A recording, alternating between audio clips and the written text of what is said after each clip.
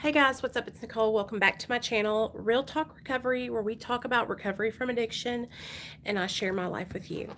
So, I don't know if you guys know this, but the clinic that me and my husband go to is one of the top clinics, one of the top doctor's offices or medical science hospitals like in the world. It's a really good hospital, and they have a bunch of information there about stopping the stigma surrounding medically assisted treatment. And they were giving these books out to everybody. So Neil asked for one because he wanted to bring it home to me so I could share it with you guys.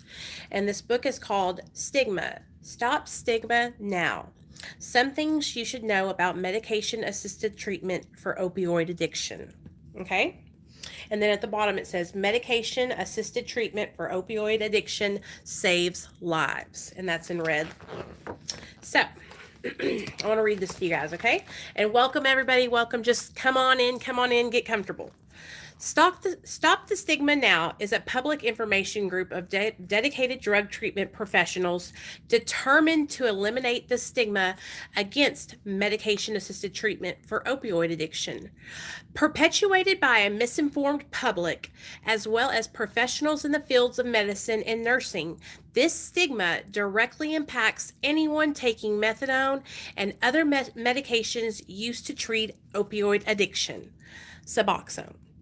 Our mission is to inform the general public, the court systems, medical, nursing, and counseling professions, public officials, and the media about the overwhelming scientific evidence supporting the success of medication-assisted treatment for opioid addiction. Today in this country, there are millions of people suffering from an addiction to opioids.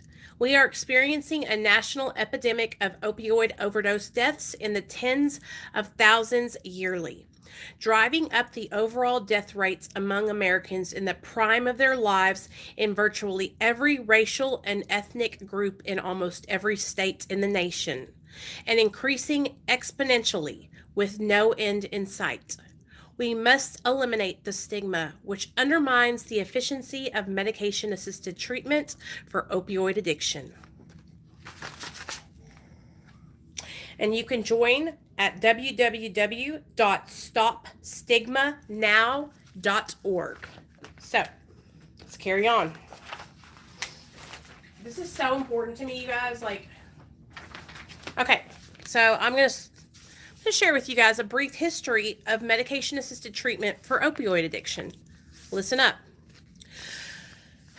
We owe a great deal to the three medical pioneers who recommended medication as a long-term approach to treating the life-threatening problems of opioid addiction.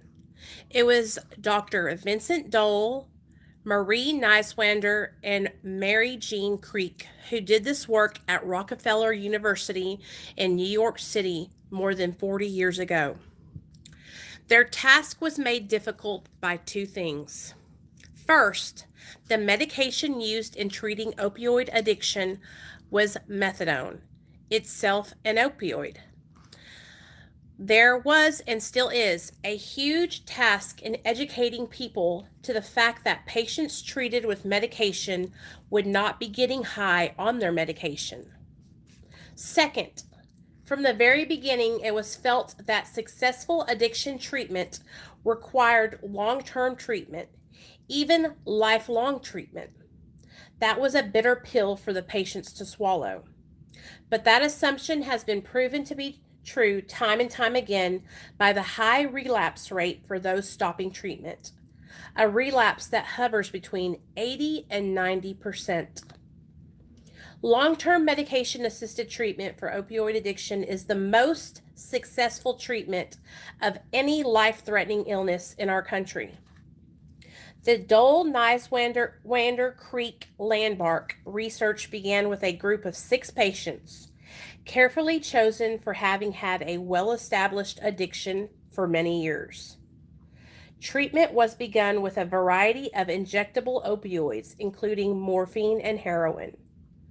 While some improvements in the patients were seen with regard to their health and welfare, most of their time was spent waiting for their next dose of these short-acting drugs.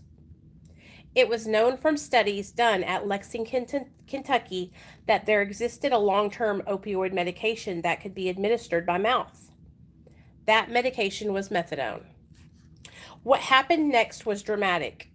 Taking methadone just once a day, patients were no longer hanging around waiting for their next dose. They became active and interested in their lives and their families. Even a return to school or a job was possible. With an epidemic of heroin addiction occurring, especially in New York City, the favorable results of the Dole-Niswander-Crink study resulted in the setting up of many methadone clinics. Millions of patients are currently in medication-assisted treatment for opioid addiction in this country around the world. The overwhelming majority of these patients are grateful for the chance to improve their health, their finances, their relationships with family and friends, and most of all, to regain their self-respect, something that had disappeared a long time ago.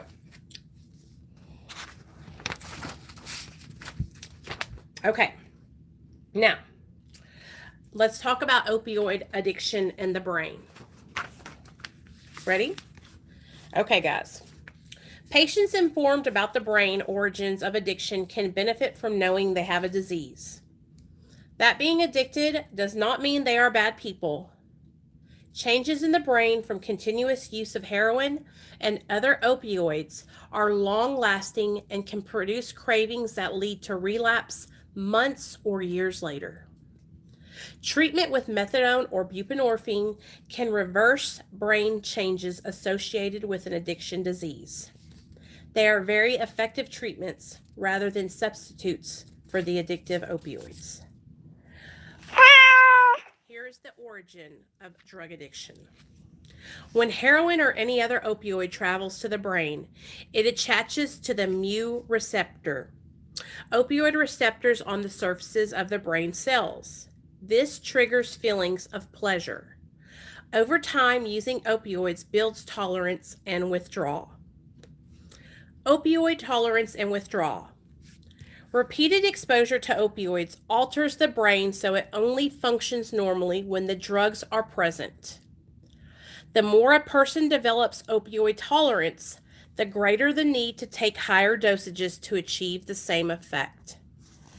Opioid tolerance occurs because opioid receptors gradually become less responsive to opioid stimulation. Opioid withdrawal comes from the production of a body chemical, noradrenaline. When opioid molecules link to those mu receptors on brain cells, they reduce the release of noradrenaline. With repeated exposure to opioids, neurons adjust by increasing their level of noradrenaline. When opioids are not taken, the neurons release excessive amounts of noradrenaline, triggering withdrawal with jitters, anxiety, muscle cramps, and diarrhea. Okay, now let's talk about methadone. Methadone stimulates brain cells much like heroin and other opioids. But methadone has a very different effect because of its long duration of action and steady influence on the mu opioid receptors. Methadone eliminates cravings and compulsive drug use. Methadone also corrects hormonal changes found in addictive individuals. For example, it reduces the stress response that increases the danger of relapse in stressful situations. Methadone reduces relapse rates and helps patients to concentrate on life's tasks, repairing relationships, and holding down a job. Methadone is administered in federally regulated methadone programs where careful monitoring of patients and regular drug counseling are important. Relapse is common among patients who discontinue methadone, and many patients had benefited from lifelong methadone maintenance. Buprenorphine. Suboxone. Sorry about that, you guys. Hold on. God, I hate when that does that. Hold on. Okay, I'm sorry. I had to block them with notifications. Okay, so I hope this is helping you guys because I was reading it and it was helping me because sometimes I want to say, and I know these things, but I can't say them as good as they are written down. So here we go. Buprenorphine is an opioid partial agonist. This means it produces effects such as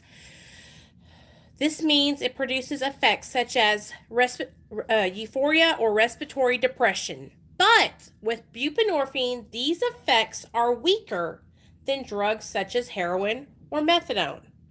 Unlike methadone treatment, which must be performed in a highly structured clinic, buprenorphine may be prescribed in physician offices, significantly increasing treatment access. Qualified physicians can offer buprenorphine in an office, community hospital, health department, and correctional facility. Buprenorphine is the best prescribed as part of a comprehensive treatment plan that includes counseling and social support programs. So they're saying, don't just get on Suboxone, get into therapy and get into a recovery program. Okay? Naltrexone. Naltrexone is in a class of medicines known as opiate antagonists. Available as a tablet and a long-lasting injection, it works by blocking the effects of narcotic drugs. Naltrexone, when used to help people addicted to alcohol or opioids, should also include lifestyle changes, counseling, and support. Opioid dependence and addiction are medical disorders, like high blood pressure and diabetes. Like those other diseases, a cure for drug addiction is unlikely, but long-term treatment can limit the disease's serious problems and improve daily function. Medically assisted treatment of opioid addiction. Most people cannot just walk away from opioid addiction. Quitting cold turkey has a poor success rate. Medication treatment, like using medication to treat any other illness, such as heart disease, asthma, or diabetes, is widely accepted. Taking medication for opioid addiction is not the same as substituting one active addictive drug for another. Medications make it possible for a person to regain a normal state of mind, free of withdrawal, cravings, and drug-induced highs and lows of addiction. The most common medication used in the treatment of opioid addiction are methadone, buprenorphine, and naltrexone. Now let me read one more sentence over again. Taking medication for opioid addiction is not the same as substituting one addictive drug for another. Okay? Medications make it possible for a person to regain a normal state of mind, free of withdrawal, cravings, and the drug-induced highs and lows of addiction. Methadone has been the standard form of medication treatment for opioid addiction for more than 40 years. Methadone suppresses opioid withdrawal, reduces cravings, and blocks the effects of other opioids. Methadone for the treatment of opioid addiction is only available from federally regulated clinics. Participation in a methadone program improves both physical and mental health and decreases the mortality rate from opioid addiction, decreases the death rate. Suboxone. In 2002, the Federal Drug Administration improved the use of buprenorphine for treatment of opioid addiction. Buprenorphine has some advantages over methadone. Treatment does not require participation in a highly regulated federal program, such as methadone. As a partial opioid agonist, its abuse potential is lower than methadone. A partial opioid agonist produces less of an effect than a full opioid when it attaches to the opioid receptors in the brain. Another benefit of buprenorphine is the ceiling effect, meaning if buprenorphine is taken in an overdose, there is less suppression of breathing than that resulting from a full opioid. Naltrexone. Naltrexone is an opioid blocker. It blocks the effects of heroin and other opioids. Naltrexone does not produce physical dependence, but unlike methadone and buprenorphine, it has several disadvantages. It does not suppress all cravings for opioids. It cannot be started until a patient is off all opioids. Many patients are unable to maintain abstinence during the waiting period. Also, once patients have started on naltrexone, the risk of overdose is increased. If relapse occurs, the tolerance for opioids has been sharply reduced and the usual dose of drug now becomes an overdose. I hope you guys don't mind me reading this to you. Okay. What is buprenorphine and how does it work? Buprenorphine is a medication widely used in the treatment of opioid addiction. It suppresses the withdrawal symptoms and cravings associated with opioid addiction. Buprenorphine, in combination with counseling and behavioral therapies, provides a whole patient approach to the treatment of opioid dependency. Unlike methadone, which can only be used in a clinic setting, buprenorphine may be prescribed by any qualified physician, one who has taken an 8-hour course of study. Why is buprenorphine a partial opioid agonist? A partial opioid agonist produces less than a full opioid effect when it attaches to opioid receptors in the brain. Morphine, heroin, and methadone are examples of full opioid agonists. A major benefit of buprenorphine is the ceiling effect, meaning there is a less suppression of breathing when an overdose is taken. So when you take too much of it, you're not going to stop breathing. It's not going to make your respiratory system shut down. Okay. Why is an opioid antagonist added to buprenorphine? Naloxone is an opioid antagonist, often added to buprenorphine. When the medication is taken by mouth, the naloxone is not absorbed into the bloodstream to any significant degree. But if the combination of buprenorphine and naloxone is crushed and snorted or injected, the naloxone will trigger a rapid and severe withdrawal symptom. Naloxone has been added for only one purpose: to discourage people from snorting or injecting buprenorphine. Now, I want to talk to you guys about Sublocade. And if y'all didn't know this, Jeff from The Recovery is on Sublocade. So here we go.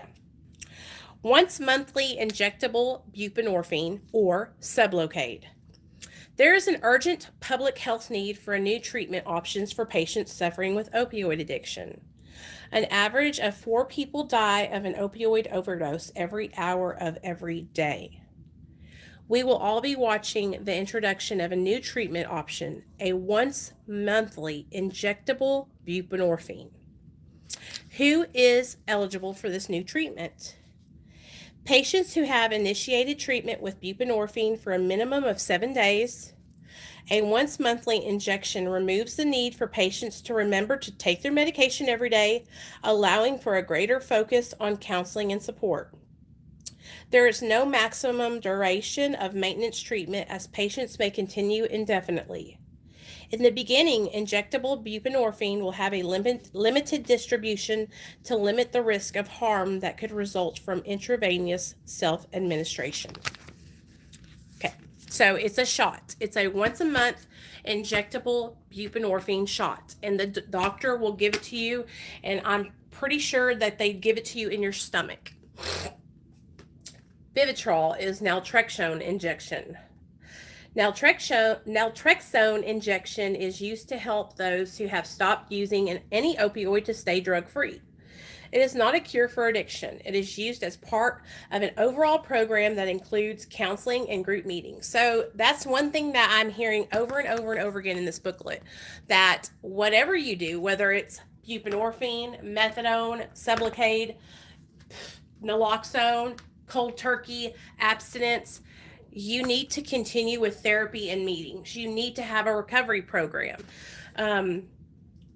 It's that serious, you guys. Today, Nick from Hopeless to Hopeful was telling a story on his channel this morning about losing his best friend to an overdose this week. And he was even saying, if you are in recovery and you don't have a recovery program and you're not going to meetings and you don't have a therapist and you're not doing something else than just stopping drugs and alcohol, then you need to ASAP 911 style get somewhere and find a support. find a recovery program. And I'm telling you guys, like, it doesn't matter if it's 12 steps, celebrate recovery, smart recovery, or refuge recovery. It doesn't matter which one of those it is, but you have to have a program of recovery. And you also really need to get into some kind of therapy. Like, it is crucial. Is naltrexone an opioid? No, it is not. Naltrexone works by blocking the effects of any opioid. Good job, Khalees. Good job, Kim. And that's what you got. Hey, Misty. It's okay, girl. We're just reading. So Neil went to the doctor the other day, and at our clinic, they have this program that they were handing out this information about called Stigma. Stop Stigma Now. And it's all about stopping the stigma surrounding medically assisted treatment. And so what I thought we could do is go through like just the facts, you know? Okay.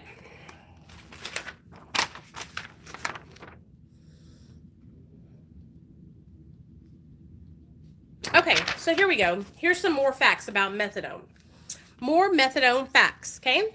Does methadone make you high? Okay. No, methadone doesn't have the mind-altering side effects of heroin and many other opioids. Methadone treatment allows the individual in recovery to manage other responsibilities, including holding down a job. Most people get on methadone because they are exhausted, fed up, desperate, and can't keep a heroin addiction going and can't keep themselves together anymore.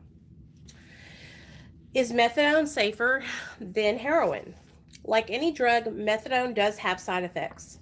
Methadone can cause a person to sweat more and experience some constipation. A dose that is too high can trigger drowsiness. When used as addiction treatment, methadone is taken by mouth as a liquid, eliminating the dangers associated with needles. It is dispensed in a medical facility, making it far safer than cruising alleys or back roads to hunt for a dealer. Hey, exposure to disease, attacks on the street, and overdoses are eliminated. The death rate, arrest rate, and illness rate all drop during methadone treatment. Okay, here's some things I've heard you guys ask before. Will methadone rot my teeth? Will methadone rot my teeth? It is common for drug addicts to ignore personal hygiene while in the throes of addiction. Such neglect weakens their gums as well as the bones that hold their teeth in place. As a result, many suffer dental problems that linger long after they begin their addiction treatment. Will methadone damage my body? The correct dose of methadone will not cause any harm to your body. Methadone doesn't damage the liver, the heart, the lungs, the kidneys, or the immune system. The health status of patients on methadone has probably been studied with greater depth than any other medication. Dr. Mary Jean Creek from Rockefeller University concludes, the most important medical consequence of long-term methadone treatment is the marked improvement in general health and nutrition. Once on methadone, will I be addicted to it? Methadone treatment is not an addiction, but a life-saving treatment. Because the relapse rate is so high when someone stops treatment, the safest thing is to continue methadone for the long term, even if that means for a lifetime. So, dependence and addiction. There's a difference between dependence and addiction. Okay. Okay. What problems could I face in the methadone clinic? First, the transition to methadone may be uncomfortable during the first weeks. Doses of methadone will start slowly, and it is likely to feel withdrawal during that time. But each day will be more and more comfortable, and a proper maintenance dose is usually achieved in less than 2 weeks. Second, you will be required to attend the clinic every day, or 6 days a week, for at least the first few months. Hopefully, as you stop using street drugs, the program will arrange take-home doses of methadone. Cool. Third, you will be standing in line in order to get your daily methadone dose. Fourth, Urine testing for street drugs is required for all patients and is done randomly.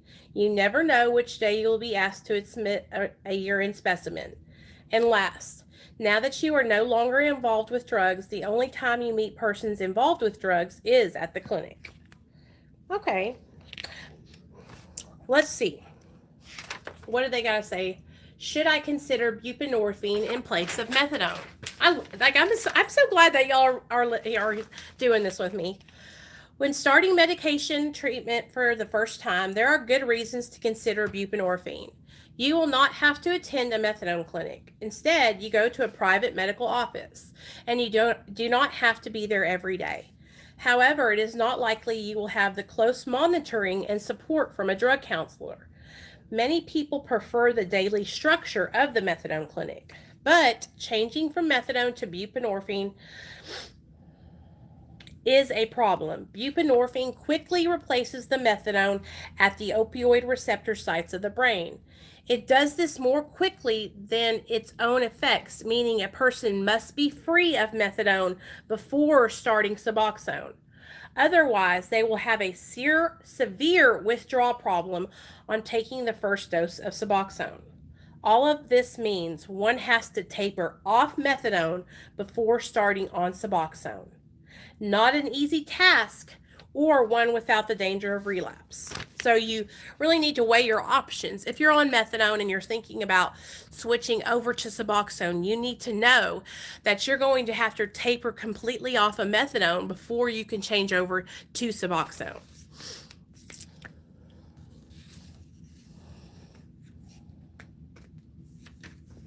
Hey, Cindy. Also, they talk about how, hey, Danny boy, they talk about how they treat opioid dependent people that have pain with methadone. So it says methadone patients who are hospitalized with painful conditions are at high risk for receiving inadequate medication for relief of pain. So basically, people who are on methadone who have pain and they're using that for pain management, it's hard to get them something that's actually going to relieve their pain. Okay. First, many health professionals incorrectly believe that methadone patients will obtain pain relief from their single dose of methadone, which they won't. They'll need it to be upped. Second, attitudes of the medical staff about illicit drugs use may overwhelm the need to provide adequate pain relief. So a lot of the times what they'll do is they'll judge somebody. Oh, they're on methadone. They're not really in pain. They're just drug seeking. Complaints from the patient are perceived as manipulations to receive opioids for other than for pain relief, which is bullshit. Third is the failure of the medical staff to recognize tolerance in methadone-maintained patients. Methadone-maintained patients may need more medication, not less. Some hospitalized methadone patients have reported their methadone doses were lowered in the hospital. As a result, they experienced withdrawal symptoms while hospitalized, which is inhumane. If you go into the hospital and you're on 50 milligrams of methadone and you broke your leg, then they need to up your methadone to help with the pain. And then they might even need to prescribe something for breakthrough pain while you're in the hospital getting your leg fixed. But instead, you have these doctors who are like, nope, they just want more drugs. They just want more drugs. Or look, here comes that girl. She's on methadone or she's on Suboxone. Don't give her anything. I'm telling you, so many times when me and Neil were on methadone, we would go to the hospital. Like I remember one time he had a seizure, you guys, and we went in there and he was all out of his methadone, and he was in there because he was having a seizure, and it was because he didn't have any methadone. And they looked at us like we were the scum of the earth.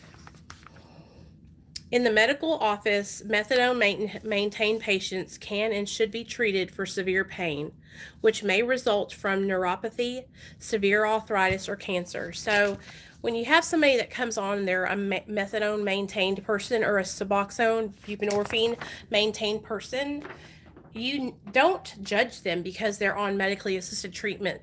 They're still having pain just like anyone else. Ooh, here's a good one. Methadone and buprenorphine during pregnancy. You hear that? Let's hear it. Methadone and buprenorphine, Suboxone during pregnancy. Methadone for pregnant women has been studied for more than 40 years and is considered the gold standard of treatment for pregnant women with opioid addiction. Neither methadone nor Suboxone cause birth defects. Neither, you hear that? Have cause, and the hospital has medications and or comfortable. During pregnancy, it is a good idea to meet with the medical staff at least once per month. They will check to make sure the pregnancy is going smoothly. Okay. Will Child Protective Services take my baby? Not if you are in treatment and follow your treatment plan. Stay away from street drugs and have a safe environment. Some families have a home visit by a public health nurse who will check the safety of your home and make a recommendation for a parenting class. What about breastfeeding? It is safe to breastfeed while you are taking your methadone. It isn't safe if you are using street drugs or HIV positive. Your baby will receive a very small amount of your medication, but the nutritional benefits and bonding of breastfeeding are so important that breastfeeding is a good idea. Breastfeeding is a personal choice, and not every woman decides is right for her. What if I want to taper off methadone while I'm pregnant? Tapering is not recommended while a woman is pregnant, as it increases the chances of a miscarriage or a premature birth. Also, many people relapse as they taper, which put both mother and child in danger. Okay, so this is like how they are. This is what they're doing for us here in Arkansas, you guys. Now, back when I first got put on Suboxone 4 years ago, Child Protective Services was trying to tell me and my husband that we needed to be off of it and that we weren't sober because we were on it. And now you have these places, our doctors and our nurses and other government agencies advocating for addicts who are on medically assisted treatment because it's saving people's lives and people are thriving. You know, there shouldn't be any judgment. If you have to be on methadone or Suboxone for the rest of your life, it doesn't matter. Okay, the life or death, okay, life or death, that is what we're looking at here. So, you know, just saying that, life or death, I would rather be alive on Suboxone for the rest of my life, okay, than to be in active addiction, running around these streets with a needle hanging out of my arm, or dead.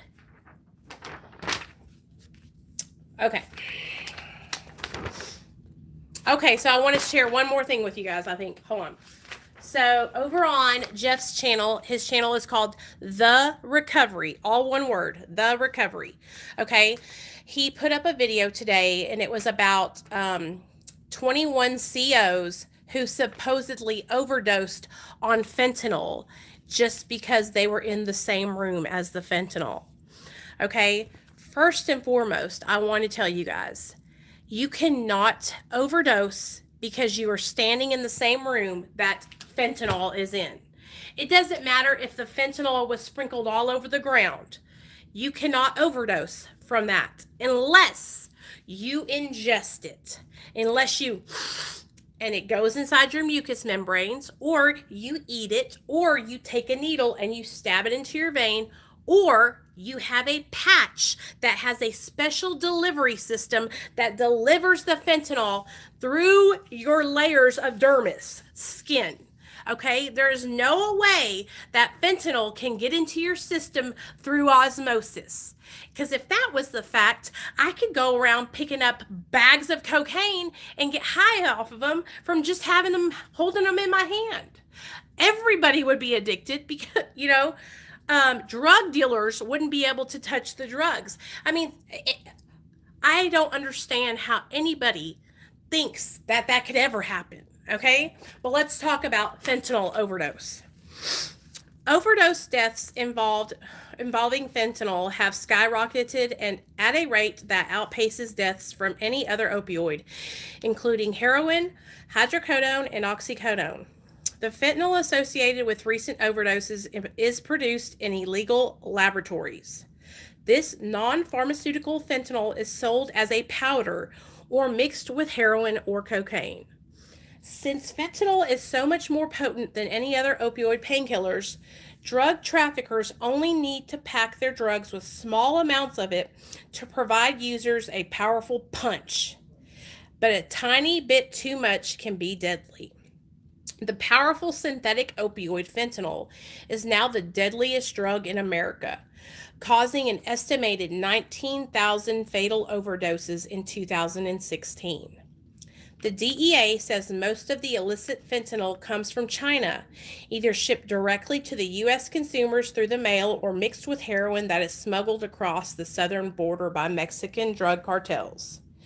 At New York City JFK Airport, the point of entry for about 60% of the country's international mail packages, seizures of fentanyl by customs and border protection agencies increased from 7 in 2016 to 84 in 2017. All the packages came from China. Nationwide fentanyl seizures by CBP increased from 459 pounds in 2016 to 1,296 pounds last year. In New York City, the DEA seized a record 193 kilos of fentanyl in 2017, enough to kill the city's population 11 times over. James Hunt, special agent in charge of the DEA's New York Field Division, said it's virtually impossible to stop the flow of fentanyl. The southwest border of the United States is porous, Hunt said. There's thousands of miles of border. Thousands of trucks stop every day at the border. There's millions and millions of parcels coming into the country every day. You can't search them all. And traffickers know that. So, I wanted to touch on that last part about fentanyl, you guys, and just let you guys know that you cannot get it by touching it. You cannot no. Anything can't go through your skin like that, right? Unless it's designed like a patch. And literally, if you have a patch, it has to sit there for hours and it has to release, right? The time release patches. And it's a different form. It's not a powder. It's like a gel. Okay? Okay. Recovery. The term recovery has been highly controversial. In past years, it meant someone had recovered from their opioid addiction only when they achieved a state of total abstinence. If a person was prescribed medication treatment with methadone or Suboxone, they had not achieved recovery. This attitude has recently softened considerably. Many of those who previously insisted on abstinence as the only goal of treatment now realize many of those suffering from opioid addiction need medication. If anyone with a history of addiction stops using street drugs and continues in treatment, they most certainly are in recovery. Put simply, recovery is restoring a life that was once lost during active addiction. Still, we await the day when all drug treatment professionals understand this. There are many ways family and friends can help a person suffering from addiction. Here are some. Learn about the disease. Understand addiction is not a problem of poor self-control. Learn how easily family members can get drawn into supporting their loved one's addiction, codependency. Encourage your loved one to attend and complete treatment. Understand you cannot make the addict get better, but you are not helpless. You can make changes that promote recovery for your loved one and for you. Participate in support groups that help the family of the addict recover, such as Al-Anon. We want everyone taking methadone or Suboxone and their family members to feel proud of what they have accomplished in finding the strength and courage to overcome addiction to opioids. The fortunate ones are those who have sought treatment. who can take a single dose of medication each day to be free from opioid addiction. Stopping is only the first step. There remains a life to rebuild, a home to establish, and children to raise, and medical problems to deal with. Most of all, we hope for each person in treatment to experience a new sense of self-respect. Yay! Okay. And that is Stop Stigma Now, you guys. Stop Stigma Now. Okay? And if you guys want to, you can go to stopstigmanow.org. And it's working to eliminate the stigma that has hampered medication-assisted treatment for opioid addiction for far too long. Our goal is to educate and inform the general public, the court systems, the medical professions, public officials, and the media about the overwhelming scientific evidence supporting the success of medication-assisted treatment. Okay. That statement is not 100% accurate. There have been instances of law enforcement and first responders OD from fentanyl. It's not actually fentanyl, but right. And that is like not true. Because honestly, Angel, I looked it up. What they're saying is there is no like proof that these people were actually like overdosed when they went to the hospital or when they like went in there. Because I looked up here. I'll get you guys the link and I'll link it down below. But there's no way for it. Doesn't matter if it's a powder. Just to think of, listen to me. Science, okay? This is our skin. It's a dermis. It's got layers and layers and layers, right? This is the top level of our dermis. Then you have an underneath level, then a level underneath that, then a level underneath that, right? It doesn't matter how much stronger it is than fentanyl. We're talking about just the powder being able to go through your skin, okay? It can't. But let's say a person was handling a whole bunch of the powder, right? And maybe it whooshed up in like this and the powder particles went inside their nose, right? That's when it could get in there and go inside your mucus. And that's how a person could get it inside of them, but not from just touching it or getting it on your skin.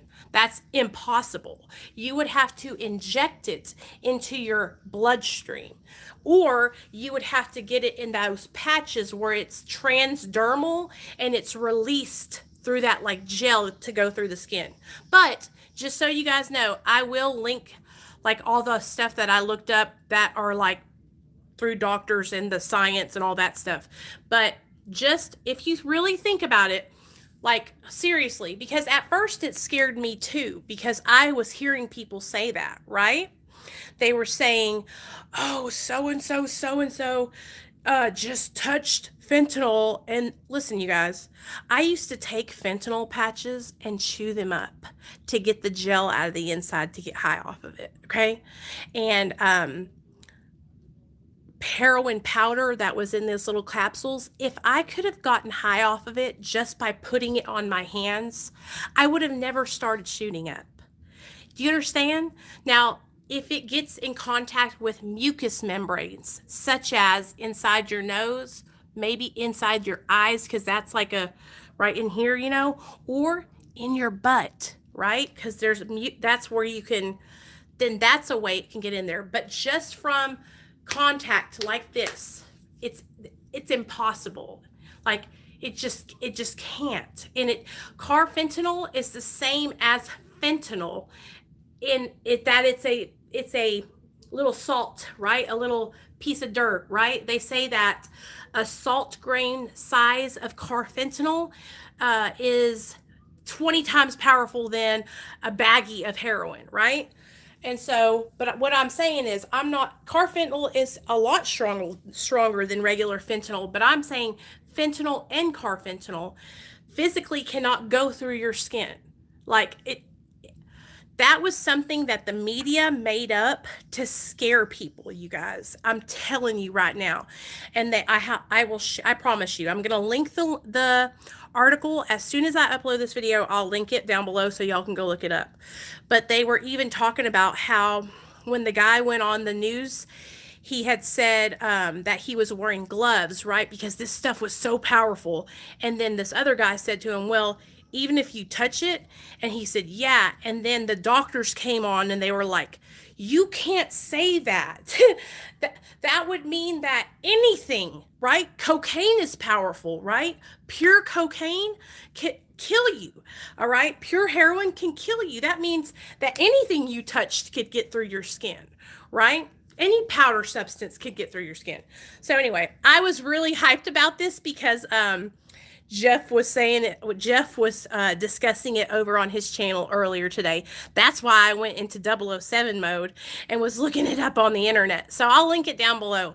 But I really, really, really wanted to share this with you guys because I thought, man, this is such an amazing program.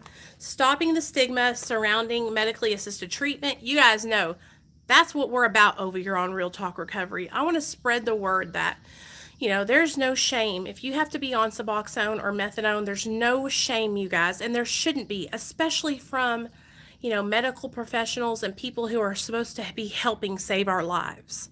So, yeah, I just want to share that with you guys. I love each and every one of you. Thank you, all of you guys, for coming. Angel, Michelle, Cindy. Let me see who all's in here. Misty. I see you, all you guys. Kim. I see all y'all. Byron and Amy. I love you guys so much, and I'm so glad y'all are here and a part of my life. Danny boy. Everybody. So I will link everything down below, you guys, and I hope you guys are all having an amazing night, and let's help spread a message of hope and stop the stigma surrounding addiction and medically assisted treatment, because we are all just trying to stay alive and live our lives and be happy and not die from the disease of addiction. Okay? I love you guys.